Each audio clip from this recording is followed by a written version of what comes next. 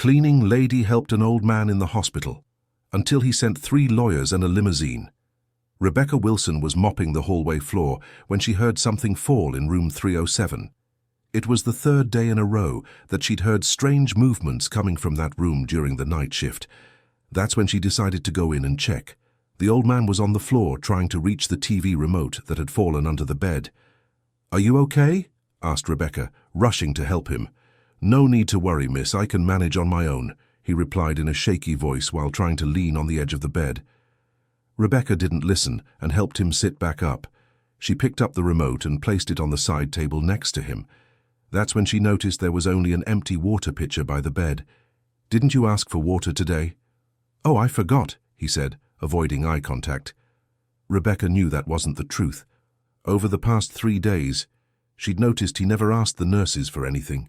He never had visitors. He never received phone calls. It was as if he wanted to go unnoticed by everyone. "I'll get you some fresh water." When she returned with the full pitcher, he thanked her with a shy smile. Rebecca noticed papers scattered on the bed that he tried to quickly hide when she entered. "Did you lose something?" she asked, pretending not to have seen. No, everything's fine." Rebecca returned to the hallway, but that scene stayed in her mind. There was something strange about that old man. It wasn't normal for someone to be hospitalized for so long without receiving a single visitor. The next night she went back to room 307 with the excuse of cleaning. He was awake, staring at the ceiling. "Good evening, Mr. Walter," she said, reading the name on the door plaque. "Good evening, miss. You don't need to clean here today. I've barely left the bed." "No problem. It's part of my job." While mopping the floor, Rebecca discreetly observed. The papers were still there, but now they were organized in an old worn folder. There was also an old photo on the nightstand that she hadn't seen before. "Is that your family?" she ventured to ask, pointing to the photo. Walter turned his face away and didn't respond. Rebecca realized she'd touched on a sensitive subject and decided not to press. Another week passed. Rebecca began to notice that Walter asked for sugar water every night. Always sugar water. He never asked for juice or soda like the other patients. One night she gathered her courage and asked, "Mr. Walter, why do you only ask for sugar water?" He hesitated before answering.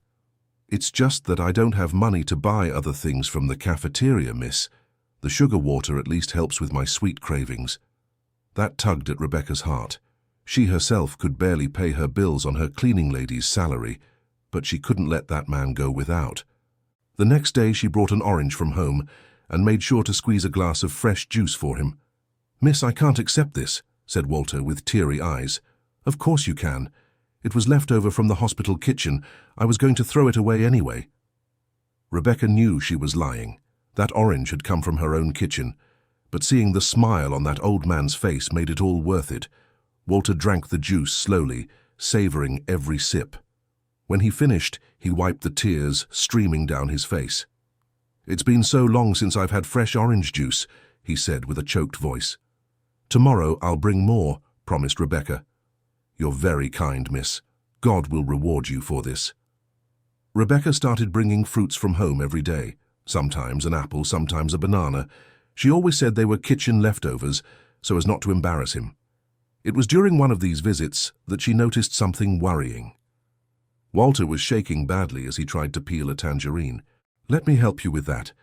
While peeling the fruit, Rebecca noticed there were beads of sweat on his forehead. "Are you feeling all right?"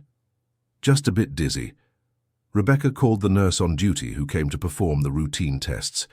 After a few minutes, the nurse left the room with a worried expression. The next day, Rebecca found out through a conversation she overheard in the hallway that Walter had diabetes and that his sugar levels were completely out of control. She felt guilty. She had been giving him sugar water every night without knowing he was diabetic. That could have worsened his condition. Dear listener, if you're enjoying the story, please take a moment to like and especially subscribe to the channel. It really helps us who are just starting out now continuing. Rebecca started studying about diabetes in her spare time. She researched on her phone during work breaks. She discovered he needed to eat properly and avoid sugar. From then on, she completely changed what she brought for Walter. She started bringing pieces of grilled chicken, steamed vegetables, fruits with low glycemic index like strawberries and melon. "Miss, you don't have to do all this for me," Walter would say, always emotional. "I want to, Mr. Walter. You don't have anyone to take care of you." That's when Rebecca realized she had said something wrong. Walter's face closed off and he turned away. "I'm sorry, I didn't mean to—" "No need to apologize, miss, you're right. I really don't have anyone." That night, Rebecca couldn't sleep properly thinking about those words. How could an elderly man be so alone in the world? The next morning, before leaving the hospital, she stopped by room 307, even though it wasn't her shift. Walter was awake, looking out the window. "Good morning, Mr. Walter." "Good morning, miss. Haven't you gone home yet?" "I'm about to. I just came to see if you needed anything." Walter remained silent for a while. Then he spoke in a low voice. "You know, miss, sometimes I think it would be better if I hadn't woken up today." Those words chilled Rebecca's blood. She approached the bed and held his hand. "Don't talk like that, Mr. Walter. You still have so much life ahead of you." "For what? I have no family, I have no friends, I have no money. I'm just a sick old man taking up a hospital bed." "You have me," Rebecca said without thinking. Walter looked at her in surprise. "You barely know me, miss." "It doesn't matter. No one deserves to be alone in this world." From that day on, a special bond formed between them. Rebecca started spending more time in room 307 during her night rounds. They talked about various subjects. He told stories from when he was young. She talked about the challenges of raising her daughter alone. It was during one of these conversations that Rebecca noticed the papers again. Walter noticed her gaze. "They're old documents," he explained. "I keep trying to organize them, but I don't understand any of this. Can I take a look?" Walter hesitated, but eventually agreed. Rebecca started reading the papers and became confused. There were many terms she didn't recognize: pension forms, declarations, certificates. "Do you need help filling all this out?" Walter lowered his head in shame. "I can't read, miss. Never learned properly. I only know how to sign my name."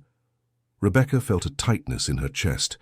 This man had spent his entire life without knowing how to read, without being able to understand his own documents. "Don't worry, Mr. Walter. I'll help you with this." In the following days, Rebecca dedicated her breaks to reading the documents aloud to Walter. There was a whole story there. He had worked for decades in a factory. He had contributed to the pension. But he had never been able to file for retirement because he didn't understand the paperwork. "Why did you never ask for help?" asked Rebecca. "I was always ashamed, miss. People look differently at those who can't read."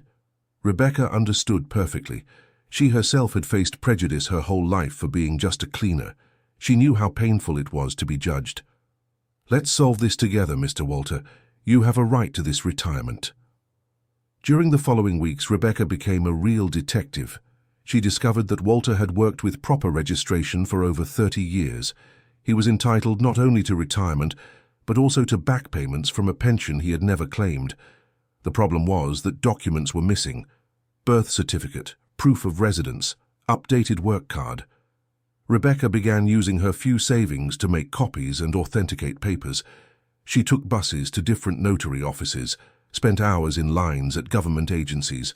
Her 15-year-old daughter Chloe started complaining.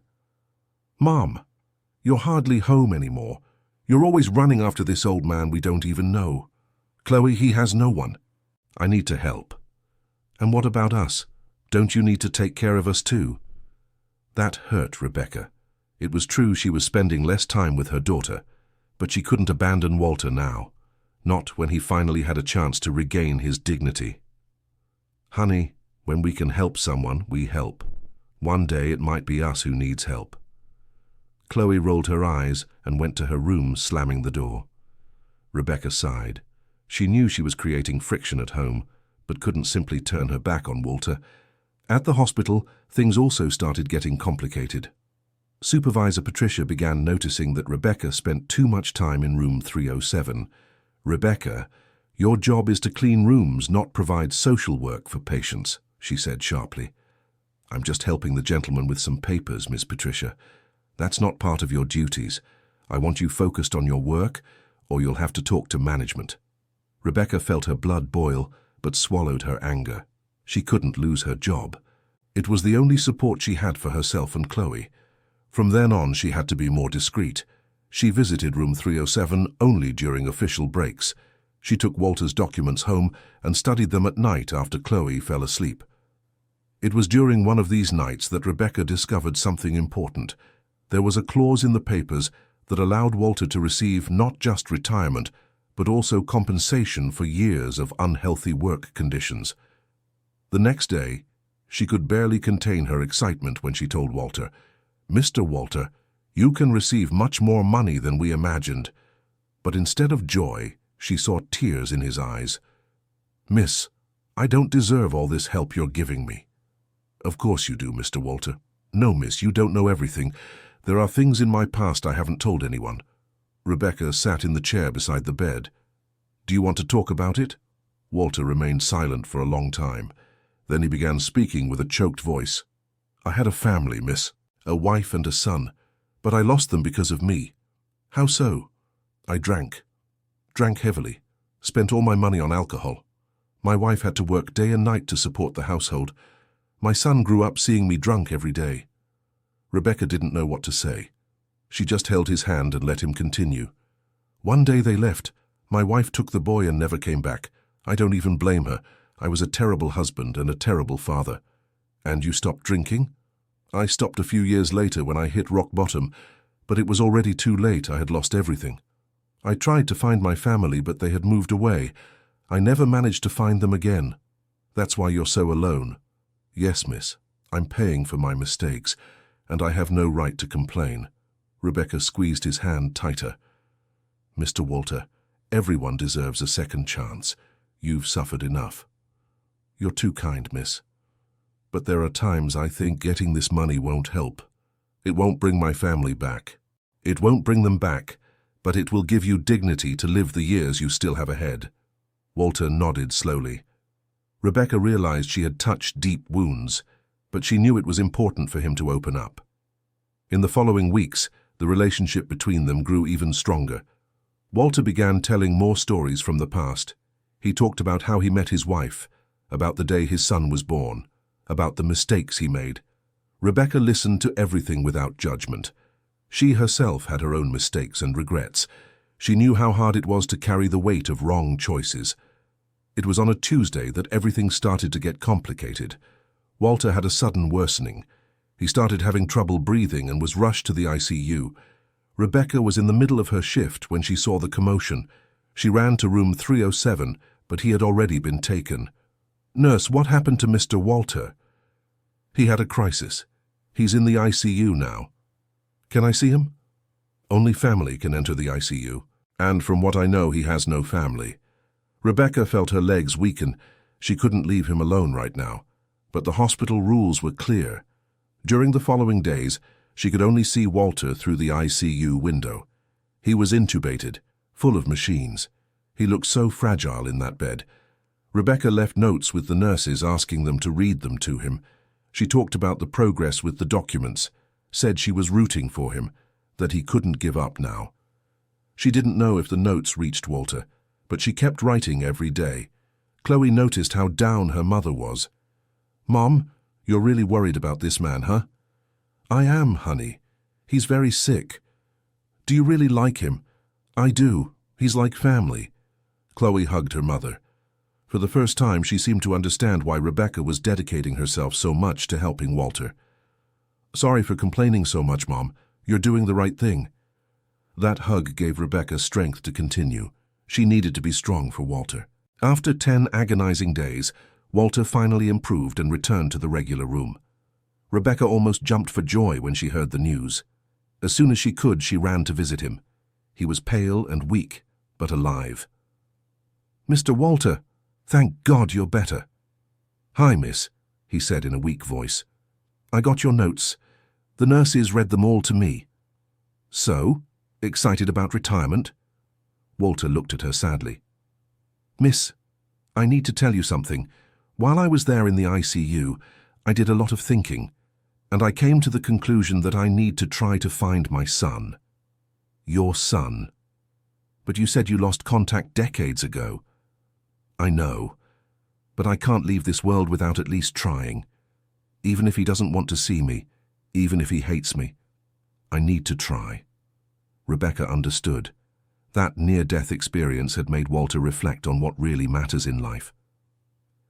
Then let's look for your son, she said determinedly. You would do that for me? Of course, Mr. Walter, we'll find him. But searching for someone who had disappeared over 40 years ago wouldn't be an easy task. Rebecca only had one starting point, an old address book that Walter kept with some old phone numbers. She started calling all the numbers. Most didn't exist anymore. Some were for people who had passed away, others didn't know Walter or his son. After dozens of frustrating calls, Rebecca finally reached someone who knew the family. It was a distant cousin of Walter. Walter? Wow, it's been so long since I've heard about him. I thought he had already passed away. He is indeed alive and is looking for his son. Do you know where he is? Michael? I think he lives in Denver. But I'm not sure. At least it was a lead. Through the cousin, Rebecca got the full last name of Walter's son, Michael Robert Jenkins. With this information, she started searching on social media. There were dozens of people with that name, but none seemed to be Walter's son. That's when she had an idea. She called the union where Walter had worked decades ago. She explained the situation and asked for help. The union receptionist was moved by the story and promised to try to help.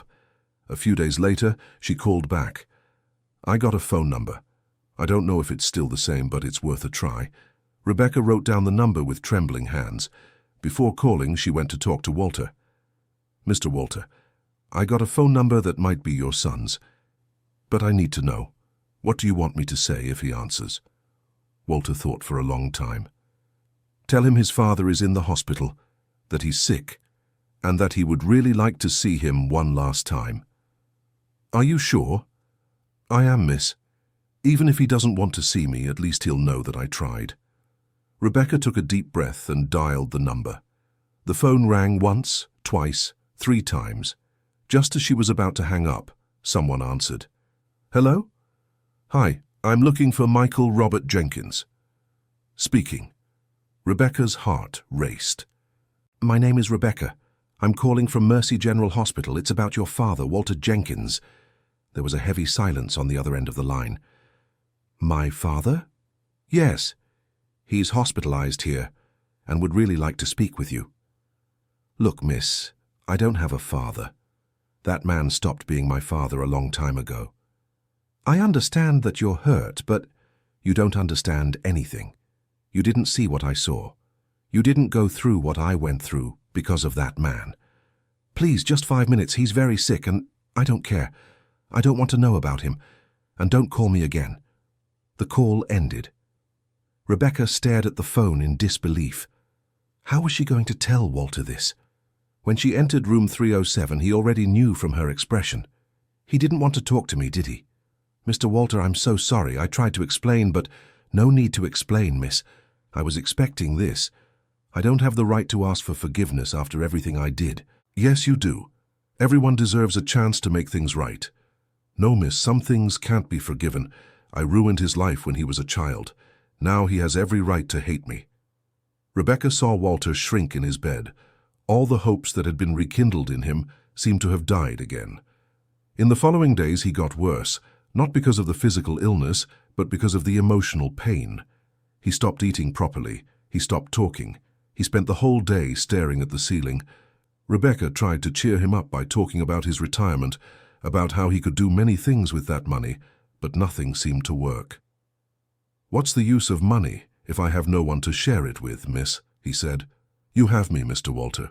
You're very kind, but you have your own life, your own family. You can't be taking care of a grumpy old man like me forever. Dear listener, if you're enjoying the story, please take a moment to like and especially subscribe to the channel. It really helps us who are just starting out. Now, continuing. Rebecca didn't know what else to do. She was watching Walter waste away right in front of her and felt powerless. That's when she decided she wasn't going to give up on Michael so easily. Even if he had hung up, she needed to try again. For Walter. She waited a few days and called again. This time Michael answered with an irritated voice. "I already said I don't want to talk about this. Please, just give me 2 minutes. After that, if you want, I'll never call again." 2 minutes, he agreed curtly. "Your father is very sick. Not just physically, but emotionally. He knows he was wrong. He knows he was a terrible father. But he's saying goodbye to life with enormous regret in his heart. And why should I care about that? Because you'll have to live the rest of your life knowing you had a chance to make peace and didn't take it. Even if it's just to tell him everything you feel. Even if it's just to throw all his mistakes in his face, won't you regret it?" Michael stayed silent for a while. "You don't understand. When I was a kid, I begged him to stop drinking. I cried. My mother cried. And he didn't care. He kept drinking. Spending the little money we had, he'd come home and yell at us. Sometimes he'd break things. We lived in fear." Rebecca felt a lump in her throat hearing that. She had no idea it had been that bad. "One day my mother gathered her courage and left. We ran away in the middle of the night. We took only the basics. And even then he didn't come after us, didn't call, didn't look for us. It was like we never existed to him."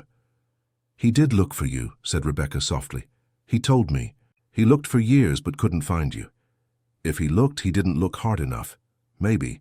But he was alone, broke, didn't know where to start, and ashamed of what he'd done. Shame doesn't erase the past. It doesn't. But everyone deserves a chance to ask for forgiveness, even if the answer is no."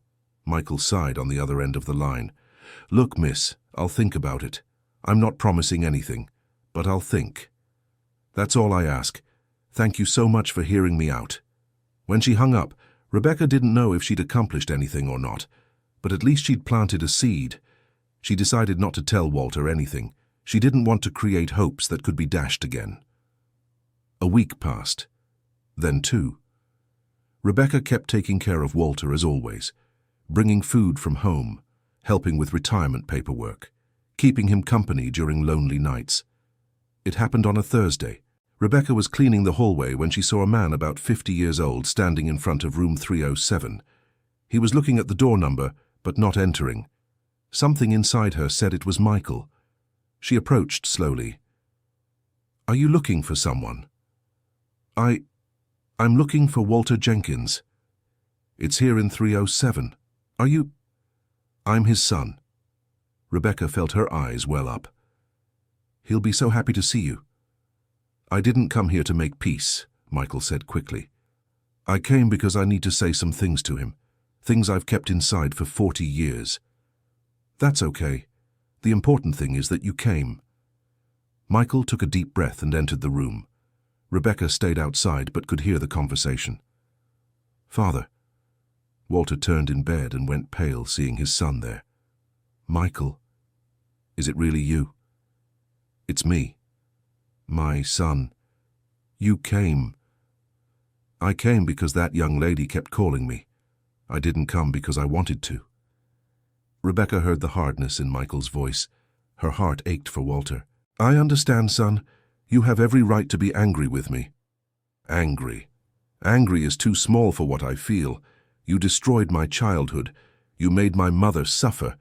You were never there when I needed you." "I know, son, and I regret it every day." "Regret doesn't change the past. It doesn't bring back the years I spent watching my mother work late. It doesn't erase the nights I cried, waiting for you to come home sober." Walter started to cry. Michael kept speaking with a hard voice, but there was something there that Rebecca noticed. It was pain, it wasn't just anger. It was the pain of someone who had been deeply hurt. "I spent 40 years trying to forget I had a father, 40 years trying to build a life away from all that, and now you call me saying you want to make peace. I don't expect forgiveness, Michael. I just wanted you to know that I realize I was wrong, that I was a terrible father, and that I'm sorry." "You're sorry? That's all you have to say to me after 40 years? "I don't know what else to say, son. There are no words that can change what I did." Silence hung in the room for a few seconds. Then Michael spoke more quietly. "My mother passed away 10 years ago. She worked until she couldn't anymore. She took in sewing to put food on the table. to put me through school. She never complained, never spoke badly about you in front of me, but I could see the suffering in her eyes. I'm sorry, Michael. I'm sorry I made your mother suffer. She was a good woman. She deserved better than me. She certainly did. More silence. Rebecca's heart felt heavy listening to that conversation. You know what's the saddest part, Dad? That when I was a child, I loved you. Despite everything, despite the drinking, despite the yelling, I still loved you.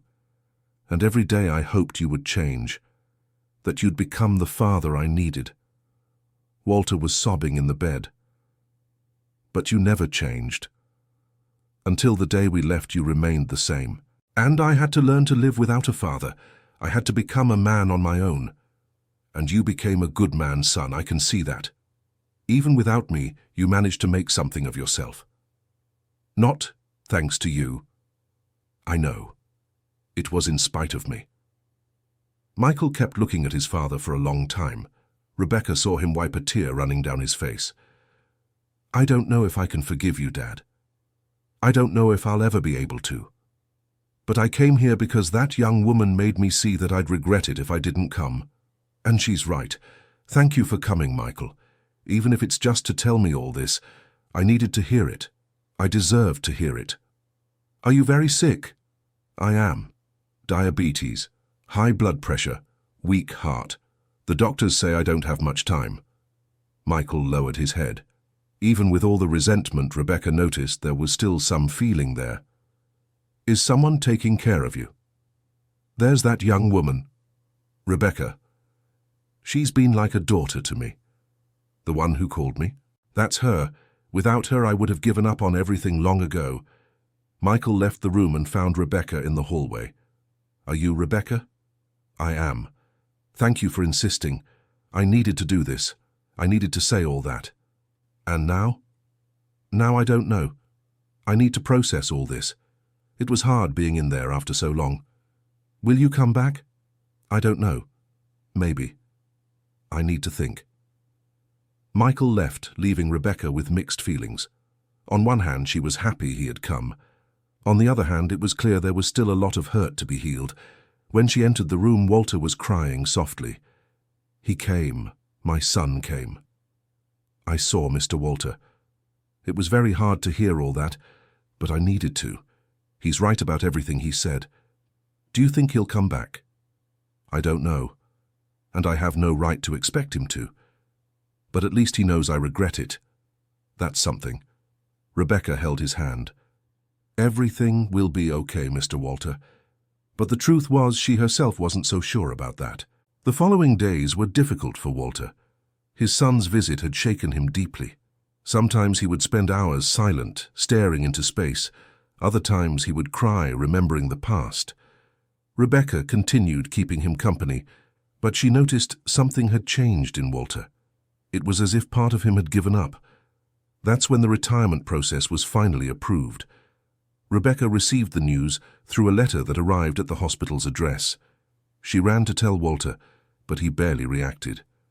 This is great, Mr. Walter. You're going to receive your retirement. That's good, miss. Aren't you excited? I am. But money doesn't bring happiness. It doesn't. But at least it takes a weight off your shoulders. Walter gave a weak smile. Rebecca realized he was more interested in winning back his son than in money, and that was something she couldn't guarantee. Another week passed when Rebecca arrived for her shift and found her supervisor, Patricia, waiting for her. Rebecca, I need to speak with you in my office. Rebecca's heart raced. She knew it wasn't anything good. In the office, Patricia closed the door and looked at her with a serious expression. It has come to my attention that you continue spending excessive time with the patient in room 307. Miss Patricia, I'm just helping him with some documents. That's not your job, Rebecca. I've warned you before. And there's more. A nurse told me you've been bringing him food from home. That's against hospital rules. But he has no one. Nobody brings him anything. It's not your responsibility. You were hired to clean, not to do charity work. So it's wrong to help people. It's wrong when it interferes with your work. I've been receiving complaints that other rooms aren't being cleaned properly because you spend too much time with him. I clean all the rooms. Not as well as you should. Rebecca, I like you, but I can't make exceptions. Either you follow the rules or I'll have to fire you. Are you firing me? I'm giving you a final warning. If I find out you continued these visits outside of protocol, you're fired. Understood? Rebecca left that room angry and sad. How was it possible that helping someone could be grounds for punishment? She didn't tell Walter anything that night. She cleaned his room in silence and left earlier than usual. At home, Chloe noticed something was wrong.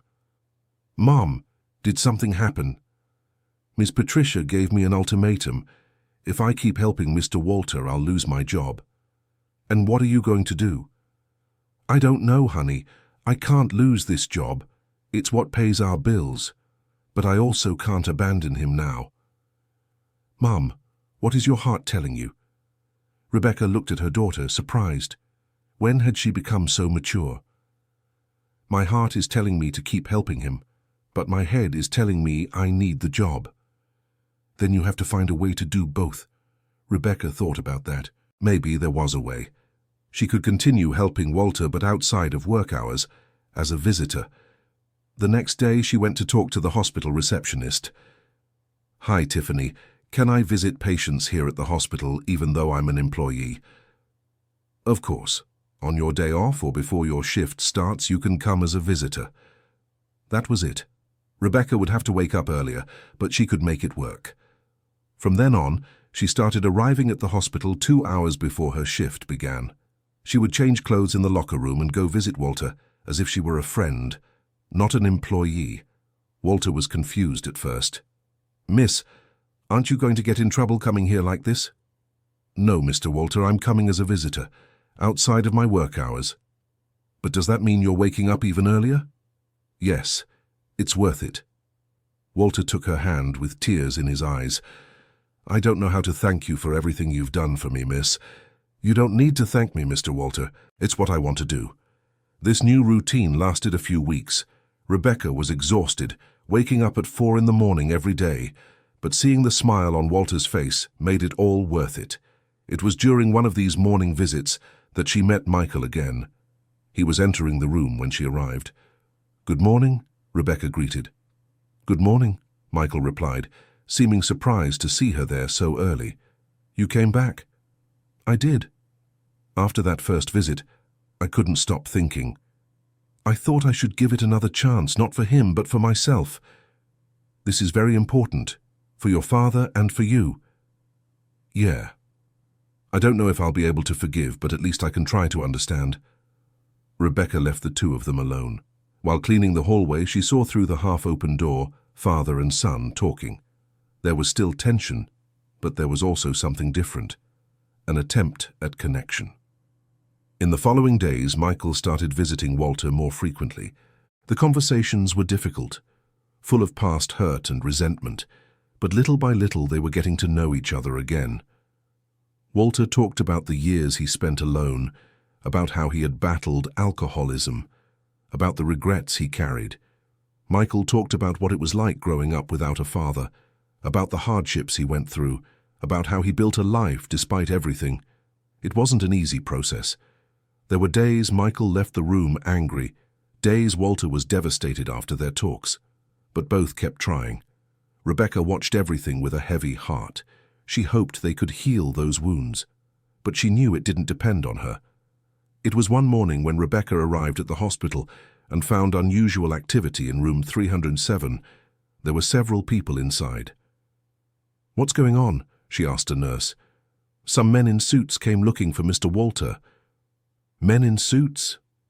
Rebecca ran to the room. There were 3 men in black suits there. One of them was talking to Walter, who looked confused.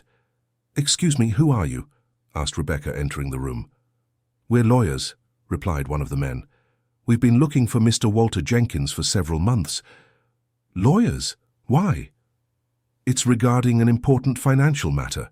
Rebecca looked at Walter, who was pale. Mr. Walter, are you okay? I don't understand anything they're saying, miss. Perhaps it's better if we explain calmly, said the oldest lawyer. Mr. Walter worked for many years at the Jenkins and Brothers factory, correct? Yes, I did. And you're related to the founder, Arthur Jenkins.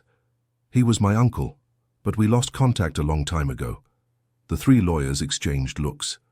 Mr. Walter, your uncle passed away 2 years ago, and he stated in his will that all living nephews should receive part of the inheritance.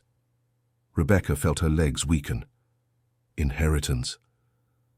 But I didn't know he had.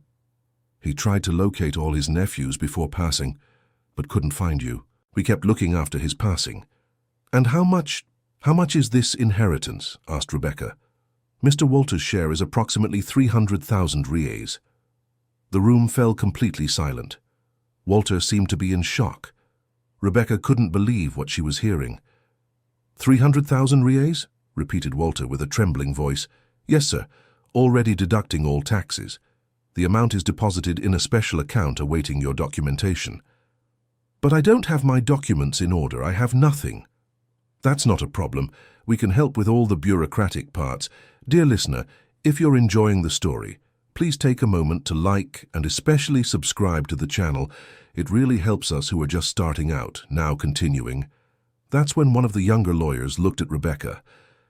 Are you related to Mr. Walter? No, I'm just a friend.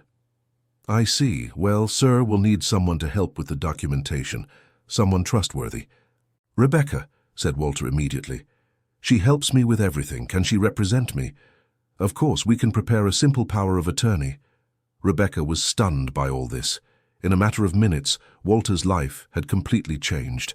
The lawyers spent the entire morning explaining the details. There were documents to sign, power of attorneys to prepare, accounts to open.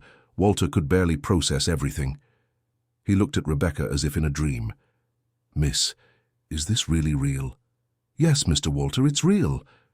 When the lawyers finally left, promising to return in a few days with more papers, Walter and Rebecca were alone in the room. I can't believe this, he said.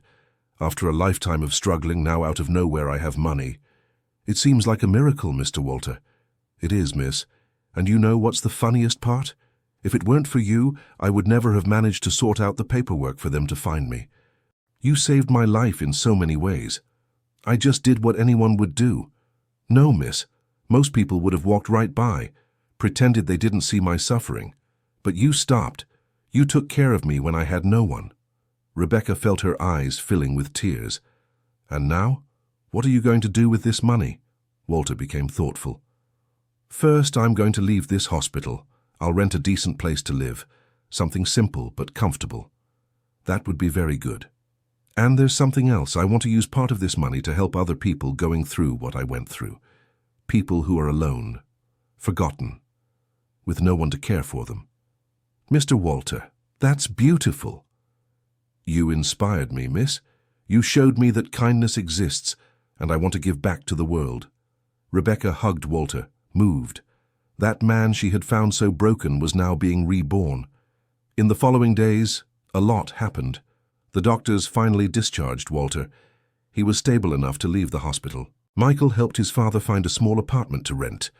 Nothing too luxurious, but comfortable and clean. A place Walter could call home. The relationship between father and son was still delicate, but little by little, they were building bridges over the 40-year gap. Dad, I'm still processing everything, Michael said during one of his visits. I can't promise it will be easy, but I'm trying. That's all I ask, son. Every day you give me a chance is a gift. Rebecca followed everything closely.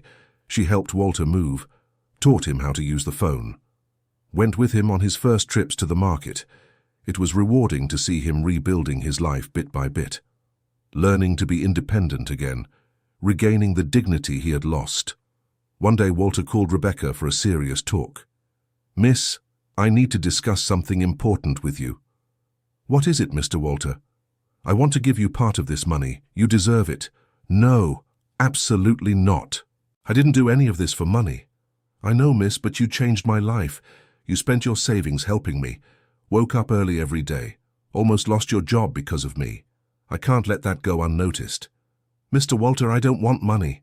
I just want to see you well. What if I ask you a favor then? What favor? Let me help you open that school you've always wanted. Rebecca was surprised.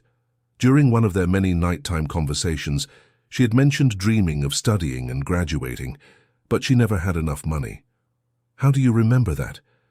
"I remember everything you told me, miss, and I want to help you achieve that dream. Not as payment, but as a gift from someone who considers you family." "Mr. Walter, please, let me do this for you. Let me repay at least a little of everything you've done." Rebecca couldn't hold back the tears. She accepted the gift, not for the money, but for its meaning. Walter was showing he recognized her as family. But there was still something bothering Rebecca. The way everything had happened seemed too fast, too perfect. It was then that the lawyers returned for another meeting, and that's when the real story came to light. "Mr. Walter, there's something we need to clarify," said the older lawyer. "Your Uncle Arthur wasn't just a factory owner. He was a shareholder in several companies." "What do you mean?" "When the factory was sold years ago, he invested the money in shares of other companies, and those shares appreciated a lot over the years." "Okay, but what does that have to do with me? The 300,000 inheritance we mentioned is just the cash portion, but there are also the shares." Walter and Rebecca exchanged confused looks. "Shares? Yes. Your uncle also left shares in several companies, and these shares together are worth approximately 2 million reais." The silence that followed was deafening. 2 million? Rebecca could barely speak. "Yes, and there's more.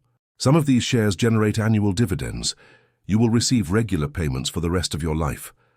Walter began to cry. Not from joy, but from shock. It was too much to process. "Why would my uncle do this? We barely had any contact."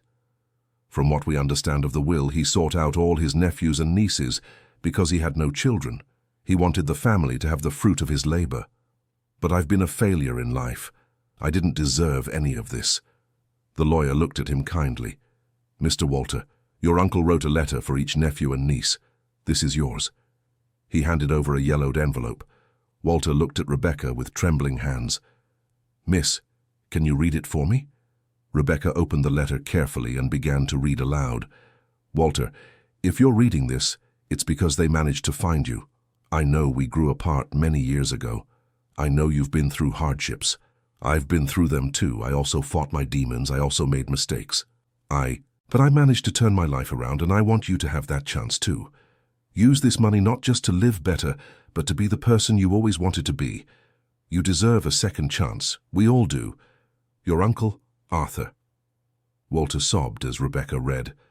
Those words were exactly what he needed to hear, that he deserved a second chance, that his mistakes didn't define him forever. After the lawyers left, Walter stayed quiet for a long time. "Miss, I'm going to use this money to do good. I won't waste this second chance. I know, Mr. Walter, I believe in you. I want to start a project to help other people like me, people who are alone, forgotten, invisible. That would be amazing. And I want you to help me, not as an employee, as a partner. Let's do this together." Rebecca could hardly believe the direction her life was taking.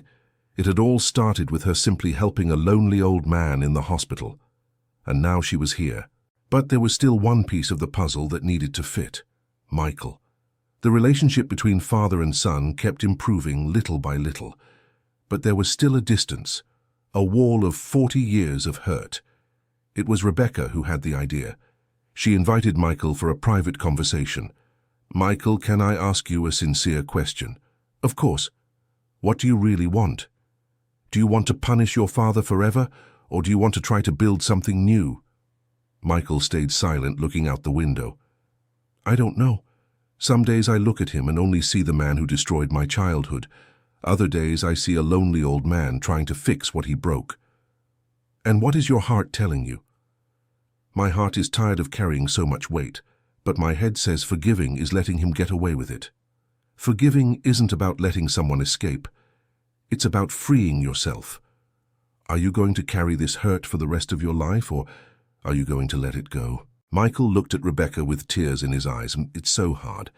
I know. But nobody said it would be easy. The question is it worth trying? What if I try and he disappoints me again? Then you'll at least know you tried, that you gave it a chance, and you won't live with the regret." That conversation planted a seed in Michael. In the following days, he started thinking differently about everything. It was on a Sunday that he showed up at Walter's apartment unannounced. Rebecca was there helping organize some documents. "Dad, can we talk?" "Of course, son. Come in." Michael sat down and took a deep breath. "I spent so much time being angry, so much time holding grudges, and it consumed me. It kept me from living fully." Walter just listened in silence. "I can't change the past, and you can't either. But we can decide what to do with the time we still have." "What are you saying, son?" "I'm saying that I want to try. I want to try to build something new. It won't be easy. It will take time, but I want to try." Walter began to cry. "Son, you don't know how much those words mean to me. I just ask one thing, Dad. Don't disappoint me again. Don't make me regret giving you this chance. I promise, son, I'll spend the rest of my life trying to be the father you deserve to have." Michael stood up and hugged his father for the first time in 40 years. It was a hug full of pain, but also full of hope. Rebecca watched that scene with a heavy heart. It had been worth it, all the effort, all the sleepless nights, all the sacrifices. It had been worth it. But the story was far from over. There was still much ahead. Walter began working on the project he had mentioned. With Rebecca's help, and now Michael's too, they created a support program for abandoned elderly people. The idea was simple but powerful: to identify people like Walter had been, lonely, forgotten, invisible, and offer support. It wasn't charity. It was dignity. It was showing these people that they mattered, that they hadn't been forgotten by the world. They started small, visiting patients at the hospital where Rebecca worked, bringing companionship, helping with documents, offering a friendly shoulder. But soon the project grew. Other people began volunteering, the news spread, and more elderly people were identified needing help. Rebecca decided to quit her cleaning job to dedicate herself fully to the project. It was a difficult decision, but she knew she was doing the right thing. Walter used part of the inheritance money to rent a small office, nothing luxurious, but a place where they could organize their work. Michael also became increasingly involved. He discovered that helping others helped him process his own pain. It was therapeutic. One day they received a visit from a local reporter. She had heard about the project and wanted to do a story. "How did the idea come about?" she asked. Walter looked at Rebecca. "It came from an act of kindness, from this young woman here who cared about an old man forgotten in a hospital. And now you're replicating that kindness?" "Exactly, showing that small gestures can change lives." The story appeared in the local newspaper and brought even more visibility to the project. Donations started coming in, more volunteers appeared, but not everything was roses. There were challenges, bureaucracy, logistical difficulties, difficult cases that required a lot of work. There was one gentleman they tried to help, but who refused all assistance. He was so distrustful that he wouldn't accept anything from anyone. "I understand him," Walter said. "I spent so much time being invisible that when someone finally saw me, I was suspicious too." "And what do we do?" Rebecca asked. "We don't give up. We keep showing up, showing that we're here, until he trusts." And that's what they did. They visited the gentleman every week, not offering anything, just keeping him company. Gradually, he opened up. He began to trust and eventually accepted help. Another difficult case was a lady who had lost contact with all her relatives. She was deeply depressed and saw no point in continuing. Rebecca spent hours talking with her, listening to her stories, making her feel seen, important. "You know, Mrs. Margaret, life can still surprise you," Rebecca would say. "Oh, young lady, for me it's all over. I'm just waiting for the time." "Don't talk like that. We never know what tomorrow holds. It took months, but little by little Mrs. Margaret was reborn. She started smiling again. She started having hope again. It was one of the most rewarding cases of the project, to see someone who had given up on life regain the will to live. While the project grew, the relationship between Walter and Michael also deepened. They started spending more time together, talking about the past but also building new memories. Michael introduced his father to his grandchildren. Two children Walter didn't know existed. It was a touching moment to see the old man interacting with his grandchildren. "Grandpa Walter," shouted the 5-year-old girl. Walter cried the first time he heard that, being called grandfather. After so long alone, now he had a family again, but there were still wounds from the past that needed healing. One day, Michael brought up a delicate subject. "Dad, I need to ask you something. Did you ever really look for us, after we left?" Walter sighed heavily. "I did look, son, but I admit not with the intensity I should have. I was so consumed by guilt and shame that I almost gave up several times." "Why?" "Because I thought you'd be better off without me, that I would only bring more pain. But now I see that was cowardice. I should have fought harder." "It really was cowardice," Michael agreed, "but at least you're being honest about it now." "Son, if I could go back in time and do things differently, I would. But I can't. I can only try to be different from now on. That's all I ask, Dad. Consistency between what you say and what you do. That honesty was fundamental to the healing." Walter didn't try to excuse himself or minimize his mistakes. He took responsibility. And that made all the difference. The months passed and the project continued growing. They had already helped more than 50 people. Each case was unique. Each story was different. But they all had something in common: loneliness. "It's amazing how many lonely people there are in the world," commented Rebecca in a meeting. "That's right, miss. And most are invisible. No one sees them. No one cares. That's why our work is so important. We see these people. And more importantly, we show them that they matter." That's when Rebecca had an idea. What if they could expand the project? Not only in size, but in scope. "Mr. Walter, what if we also helped families, not just elderly people alone?" "How so?" "Like families who are going through difficulties, who can't properly care for the elderly. We could offer support to them too." Walter thought about the idea. "That makes sense. Sometimes families want to help, but don't have the resources. We could be a bridge." And that's what they did. They expanded the project to include family support. They offered guidance. They connected families with available resources. They mediated conflicts. One of the first cases in this new format was a woman who was caring alone for her mother with Alzheimer's. "I can't take it anymore," she vented. "I love my mother, but I'm at my limit. I don't sleep well. I have no life. It's killing me slowly." Rebecca and Walter offered support. They connected her with a caregivers group. They helped find resources to hire someone who could help a few hours per week. "You saved my life," the woman said after a few months. "I would have lost my mind if I continued alone in this." It was rewarding to see the real impact they were having. It wasn't just about money. It was about human connection, about showing that no one needs to face challenges alone. But with growth came new challenges too. They needed more structure, more organization, more resources. It was Michael who suggested they formalize everything, create a legal institution, with bylaws, with clear guidelines. "It's important to have everything in order, Dad, to ensure the project continues, even after we're no longer here." "You're right, son, let's do this properly." They hired a lawyer to help with all the paperwork. They created a non-profit organization. They defined a mission and values.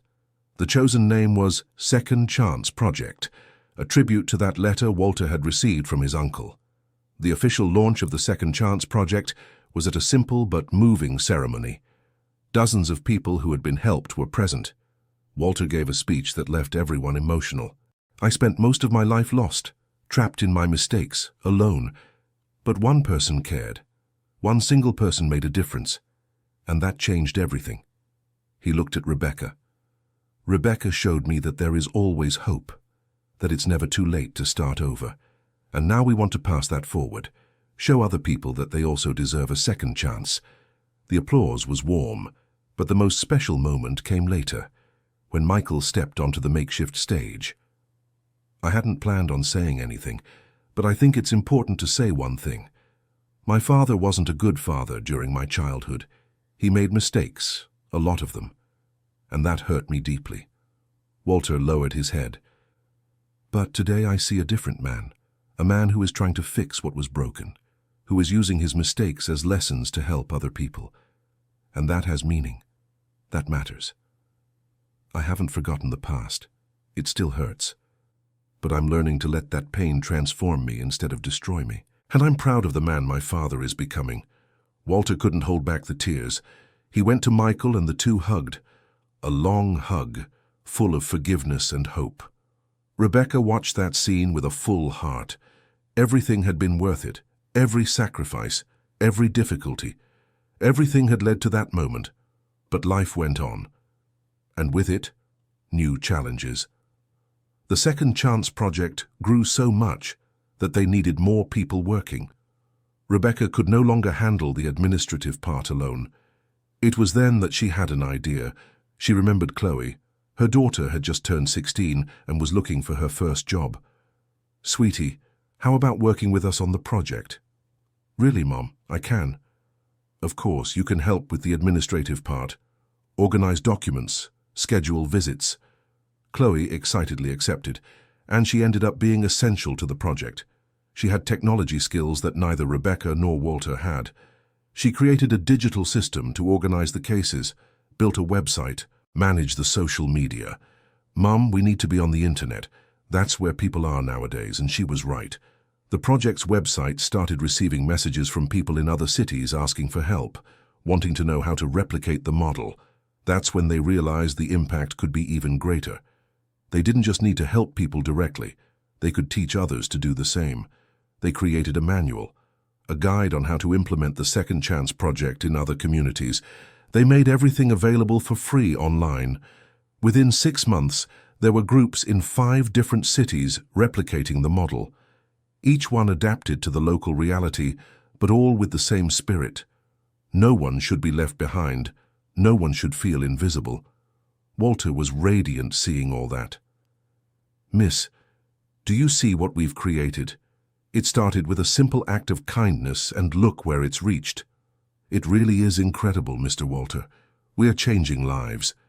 And all thanks to you. If you hadn't stopped to help me that night, I would have left alone and forgotten.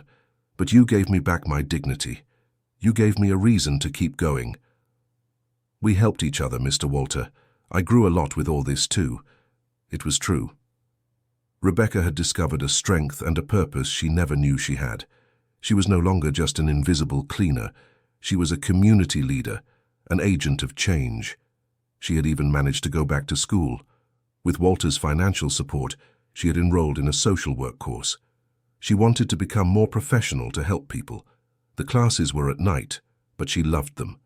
She was learning theories and techniques that complemented what she was already doing in practice. "Mom, are you fulfilled?" Chloe asked one day. "You know, my dear, I am. For the first time in my life, I feel like I'm doing something that really matters. I'm proud of you too, Mom. You're my inspiration." Those words warmed Rebecca's heart. She was managing to set a good example for her daughter, to show that it was possible to make a difference. But not everything was perfect. There were still pending issues that needed to be resolved. One of them was Walter's health. He had improved a lot since leaving the hospital, but he still had diabetes and high blood pressure. He needed constant monitoring. "Mr. Walter, are you taking your medicine properly?" Rebecca would always ask. "Yes, I am, young lady. I'm not going to waste this second chance life has given me." But one day Walter had a crisis. He was in the office when he started feeling unwell. Michael was there and immediately called an ambulance. At the hospital, they discovered he had had a minor stroke. Nothing serious, but a warning from his body that he needed to take better care of his health. "Dad, you need to slow down," Michael said worriedly. "But there's so much work, son. So many people needing help. And there will continue to be. But it's no use if you don't take care of your own health." Rebecca agreed. "Mr. Walter, we need to hire more people. You can't carry everything alone." Walter was reluctant at first, but he ended up accepting that they were right. They needed to expand the team. They conducted a selection process and hired 3 people, 2 social workers and an administrative coordinator.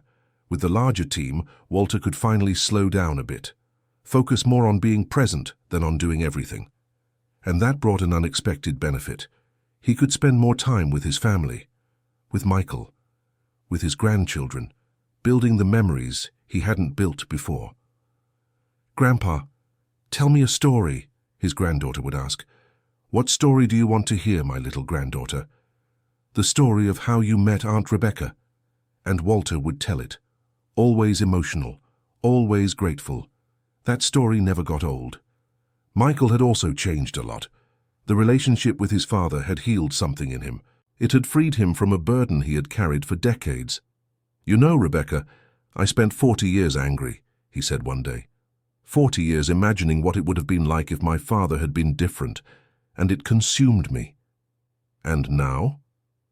Now I see that I can't change the past, but I can choose what the present and future will be like. And I choose forgiveness. I choose peace. Your father is very lucky to have you, Michael.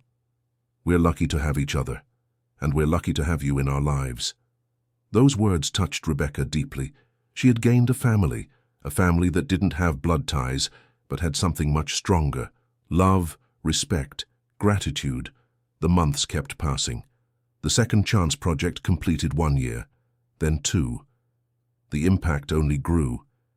They had already helped more than 200 people directly, and indirectly, through the other groups that had formed, the impact was much greater.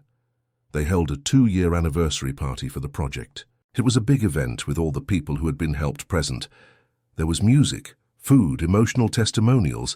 It was a celebration of life, of second chances, of hope. In the middle of the party, Walter pulled Rebecca aside. "Young lady, there's something I need to tell you." "What is it, Mr. Walter?"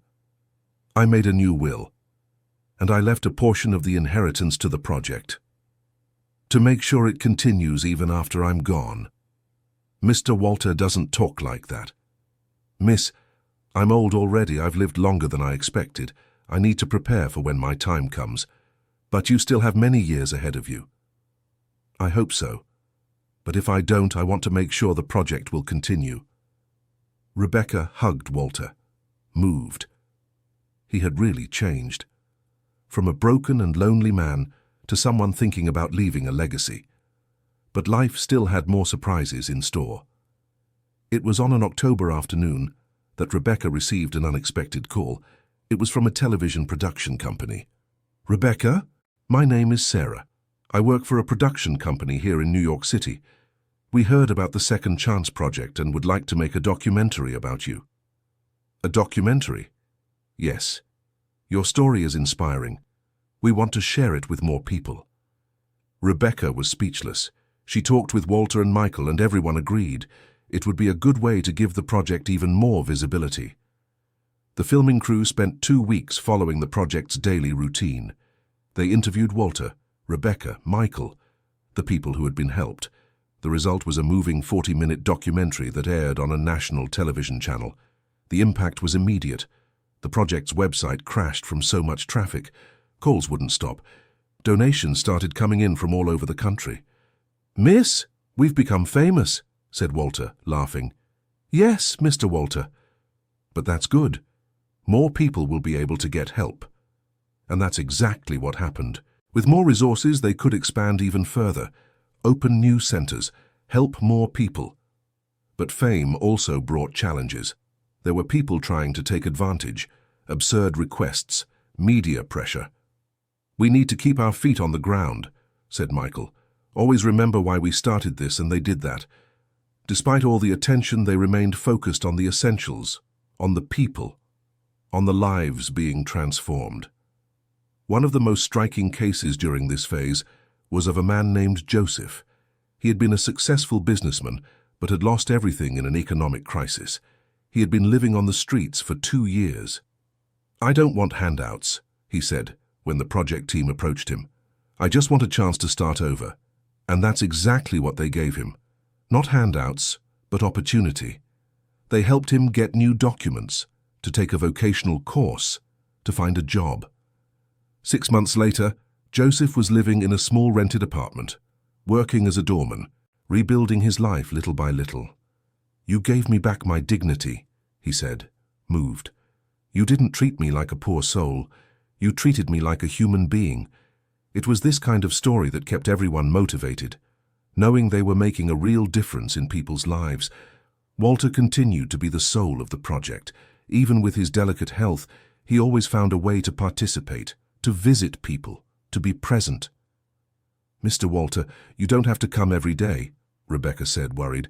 "Yes, I do, miss. This is what keeps me alive, knowing I'm still useful, that I can still make a difference." And he really did. He had a special way of connecting with people, especially with those in situations similar to what he had been through. "I know what it's like to feel invisible," he would say. "I know how much it hurts to think no one cares.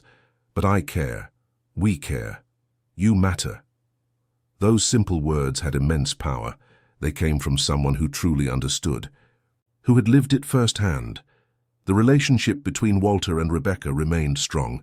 They had truly become like father and daughter. Rebecca visited him almost every day. They had lunch together, talked about life. "Miss, I want to thank you for everything again." "Mr. Walter, you don't have to keep thanking me all the time." "Yes, I do, because it's true. You saved my life in ways that can't even be measured. We saved each other, Mr. Walter. I grew a lot through all of this too." And it was true. Rebecca had completely transformed. She had found her purpose, her calling. She now knew her place in the world. She had even managed to graduate with a degree in social work. It was a huge achievement. In her early 30s, she finally had a college degree. At the graduation, both Walter and Chloe were present. They cheered when her name was called. They cried with pride. "Mom, you did it," said Chloe, hugging her. "We did it, my dear. Because you supported me in everything. And you supported me too. You showed me it's never too late to chase your dreams." Walter was beaming. "Young lady, I'm so proud of you. You deserve all the best."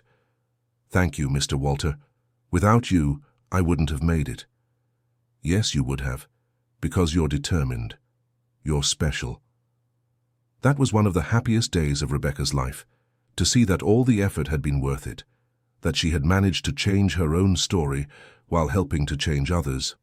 But like every good story, there was still a final chapter waiting to be written. It was on a March morning, 3 years after that first meeting at the hospital, that Rebecca received an urgent call from Michael. "Rebecca, my father has been admitted again." Her heart raced. "What happened?" "He had another episode. He's in the ICU. It's serious." Rebecca dropped everything and ran to the hospital. That same hospital where it had all begun, where she had met Walter. Michael was in the ICU hallway. He looked like he hadn't slept in days. "How is he?" "The doctors don't know if he'll pull through. His heart is very weak." "Can I see him?" "Only family is allowed in." "But I am family, Michael. I am family." Michael smiled sadly. "You are. Let me talk to them." After much insistence, they let Rebecca in. Walter was intubated, covered in wires. He looked so fragile there. She held his hand. "Mr. Walter, it's Rebecca. I'm here." His eyes opened a little. Even intubated, she saw that he recognized her. "You're going to be okay. You're going to be okay." But deep down, she knew it might not be true. Walter was already elderly. His body was tired. She spent the next 3 days practically living at the hospital. Michael didn't leave either. The two took turns by Walter's side. It was on the 3rd day that he improved enough to have the tube removed. He could speak again. "Young lady, you're here." "Of course I am, Mr. Walter. I wouldn't leave you alone." "My son." "I'm here, Dad. I'm not going anywhere." Walter smiled weakly. "What a blessing to have you both here. We love you, Dad." "I love you too, more than I can say." He closed his tired eyes. The doctors said he was stable, but that the next few days would be critical. Rebecca and Michael didn't leave his side. They stayed there, keeping him company, talking to him, remembering good times. It was during one of these conversations that Walter said something that stayed with them. "You know, I've lived over 70 years in, but the last 3 were the only ones that truly mattered." "Don't talk like that, Dad." "It's true, son. They were the only ones I truly lived, where I was who I was supposed to be, and that's thanks to you both." Rebecca and Michael cried as they listened. "You gave me the most precious thing there is, a second chance." The chance to be a better person. And you made the most of that chance, Mr. Walter? I did, young lady, and every day and every moment. I didn't waste it. He paused to breathe. And the project? It will continue, right? Even without me? It will, Dad, we promise. Good. Then I can rest easy.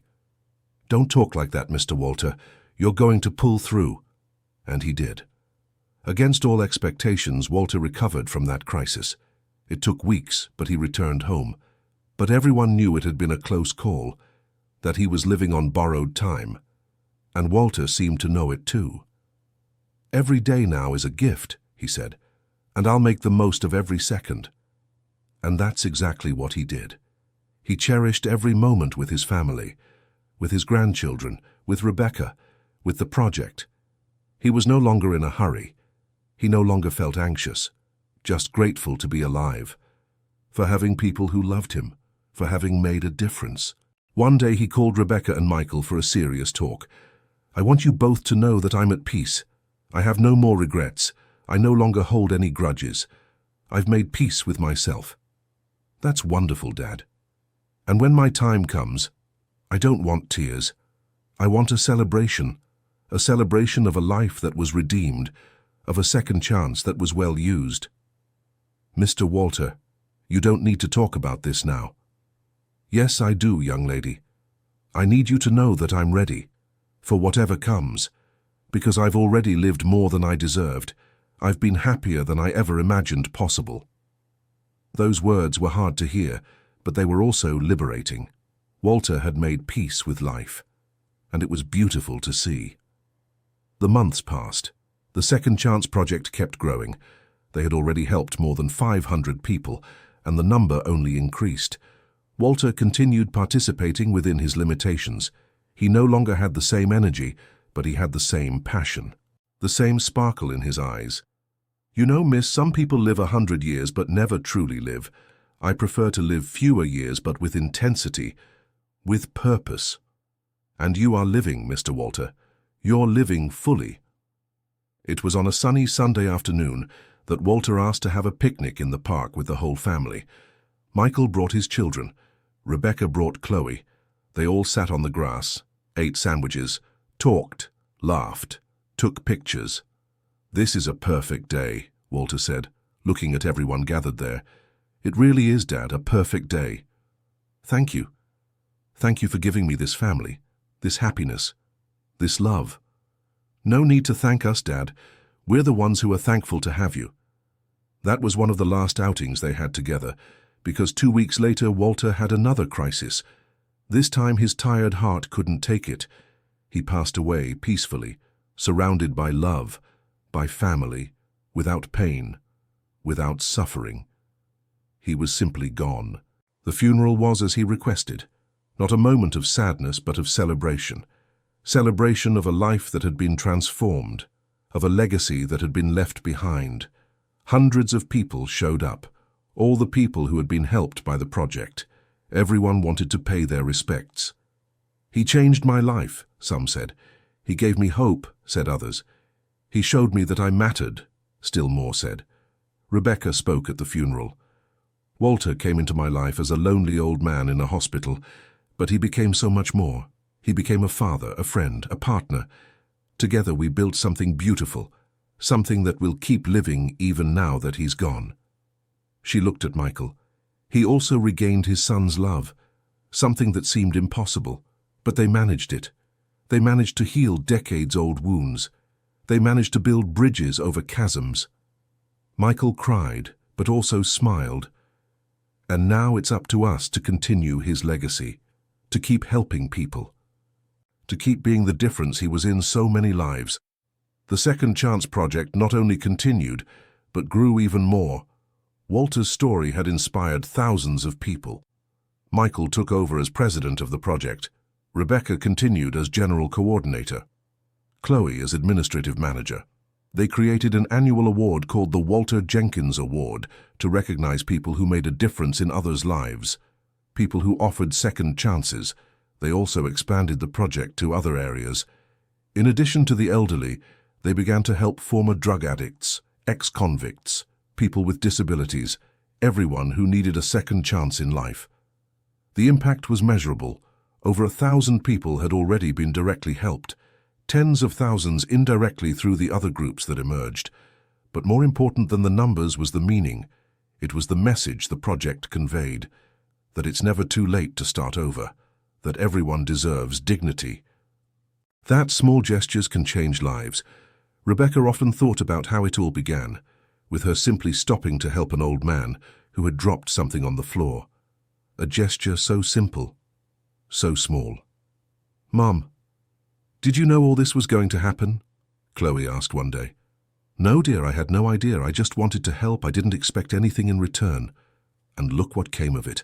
Look how many lives were touched." "Yeah. Sometimes I wonder what would have happened if I hadn't stopped that night, if I had ignored the noise in room 307. But you did stop, and it made all the difference." It was true.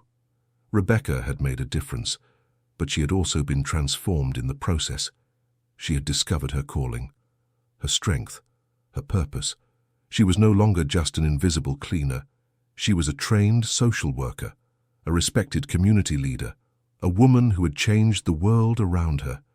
And all because one day she decided to care, decided to see those everyone ignored, decided to reach out to those who had fallen.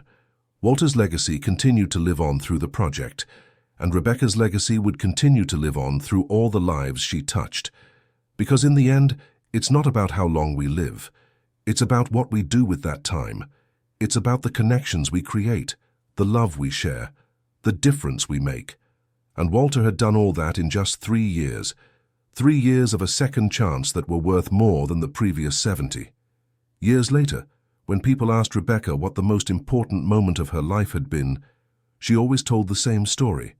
The story of a cleaner who helped an old man in the hospital, and how that simple gesture had set off a chain of events that changed not only their lives, but those of hundreds of other people. "Sometimes I stop and think," she would say. "I think about how life is full of possibilities, how a single moment of kindness can change everything." Walter taught me that.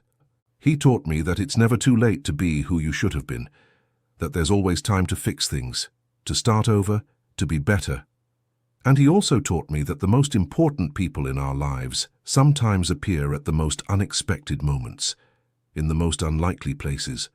Rebecca still worked at the Second Chance Project. She was an elderly lady herself now, but she remained active, still making a difference. And whenever someone new came to the project, she would tell Walter's story, so they would never forget where it all began, so they would never forget why they were doing it. "We exist because someone cared," she would say, "because someone decided to see the invisible. And now it's our turn to do the same for others." The Second Chance Project became a national reference, won awards, was the subject of books, inspired public policies. But at the heart of the project remained that simple message. Everyone deserves a second chance. Everyone deserves dignity.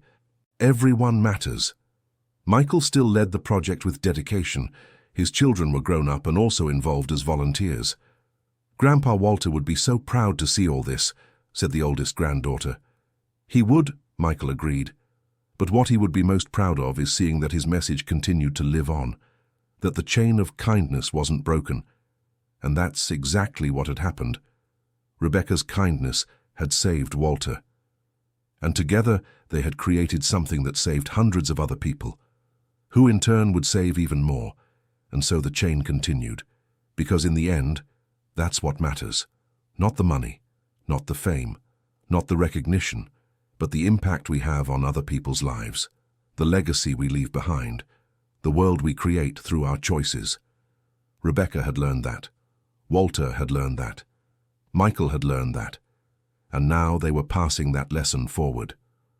Their story was proof that change is possible, that forgiveness heals, that love transforms, that it's never too late to start over. It was a story of second chances, of redemption, of hope, of humanity.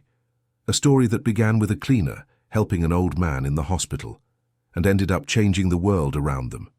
Because sometimes all someone needs is for one person to care, one person who sees, one person who reaches out, and from there everything can change. That was the lesson Walter left behind. That was the lesson Rebecca lived. And that is the lesson that continues to inspire thousands of people through the Second Chance Project. A simple but powerful lesson. We all have the power to make a difference. We can all be the person who changes someone's life. All we need is to choose to see, choose to care, choose to act. And when we do that, when we truly care about others, amazing things happen. Lives are transformed, families are restored, communities are renewed. That is the true power of kindness. That is the true meaning of a second chance. And that is the legacy Walter and Rebecca left for the world. A legacy of love, of hope, of transformation. A legacy that remains alive, touching hearts, changing lives, inspiring generations.